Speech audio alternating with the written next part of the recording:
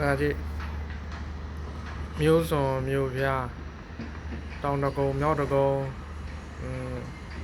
ဒါမျိုးပေါ့ပတ်လဲ construction နေရှိပဲဈေးတော့ကောင်းတဲ့ဗျရန်ကုန်မြောက်တကုံမှာဈေးကောင်းတာမဟုတ်ဘူးဒီဘက်ကမြောက်တကုံတောင်တကုံလိုနေရာပတ်လဲဈေးကမြို့ထဲထက်တောင်ကောင်းသည်အဲဒီနေပူကျဲမှာလုံနေကြဒီဘိုင်းຫນွေနဲ့ဒီဘိုင်းရဲ့ຫນွေရာသီနေနဲ့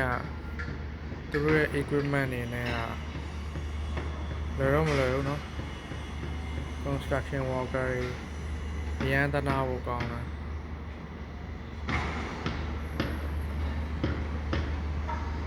ရန်တနာဖို့ကောင်းတယ်နေပူထဲမှာလုံလို့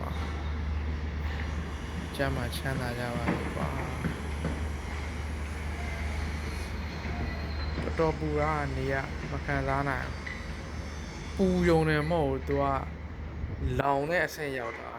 လောင်မြိုက်တဲ့အဆင့်ပေါ့နော်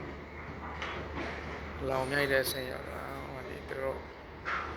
vest တွေ helmet တွေနဲ့တော့ဟိုဒီဘောင်းမီရှည်တွေနဲ့